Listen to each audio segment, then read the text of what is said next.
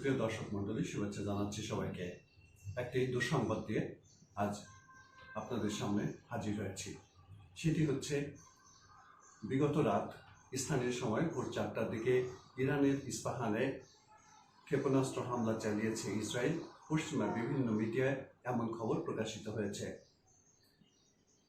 Iran বলছে সেখানে ক্ষেপণাস্ত্র নয়, সেখানে ছোটখাটো ড্রোন পাঠানো হয়েছিল এবং ইস্পাহানের আকাশে তারা 3টি ছোটখাটো ড্রোন গুলি করে ভূপাতিত করেছে।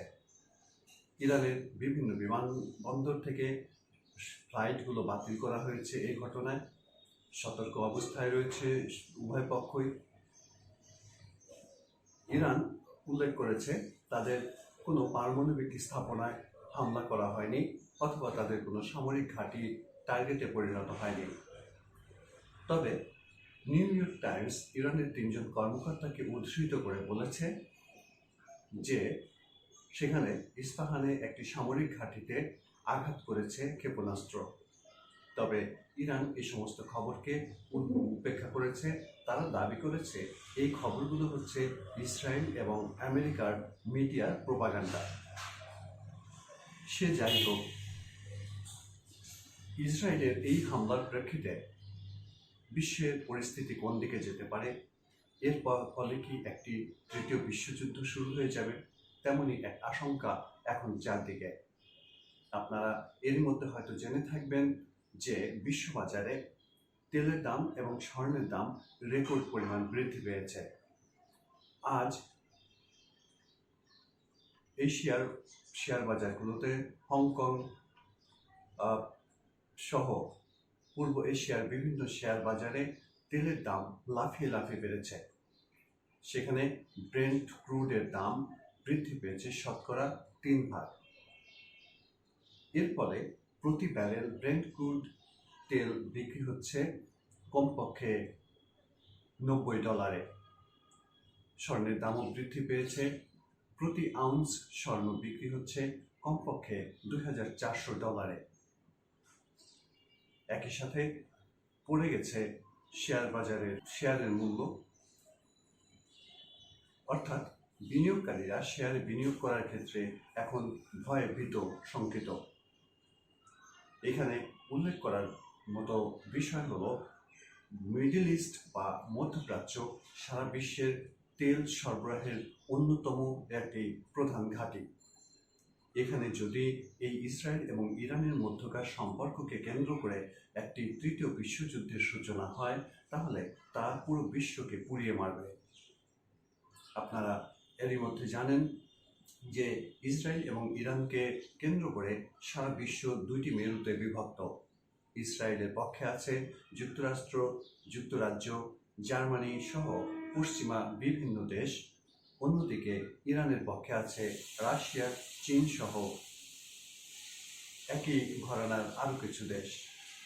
ফলে এই 2 দেশের মধ্যে ইরান এবং ইসরায়েলের মধ্যে যদি যুদ্ধ শুরু হয়ে যায়, তাহলে সেই যুদ্ধ এই 2টি বিপরীত মেরুর গোষ্ঠীর মধ্যে ছড়িয়ে পড়ার সমূহ আশঙ্কা বিদ্যমান।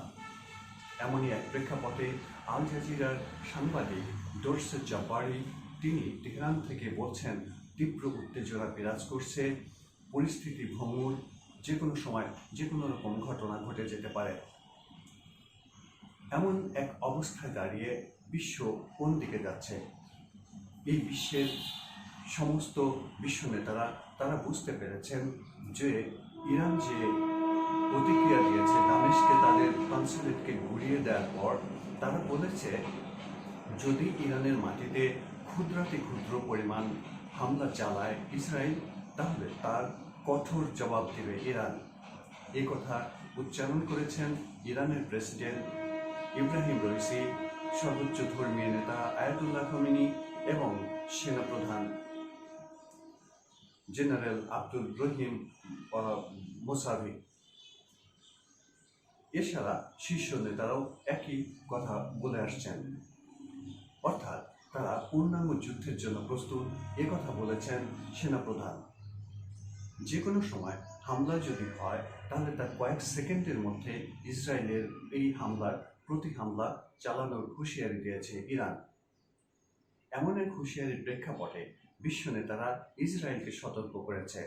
তারা বুঝতে পেরেছে, যদি ইসরায়েল ইরানে হামলা চালায় তাহলে ইরান এর পাল্টা প্রতিশোধ নেবে, এবং সেই পাল্টা প্রতিশোধ নিতে গেলে ইসরায়েল এবং ইরানের মধ্যে একটি পূর্ণাঙ্গ যুদ্ধ সৃষ্টি হয়ে যেতে পারে।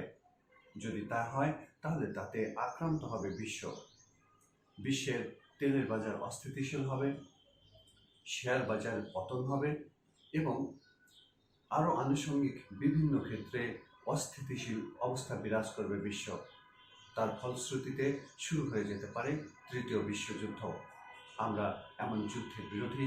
আমরা সারা বিশ্বে প্রতিটি দেশে দেশে, প্রতিটি জাতিতে জাতিতে, প্রতিটি গোষ্ঠীর মানুষের মধ্যে সৌহার্দ্য এবং সম্প্রীতির প্রত্যাশা করি।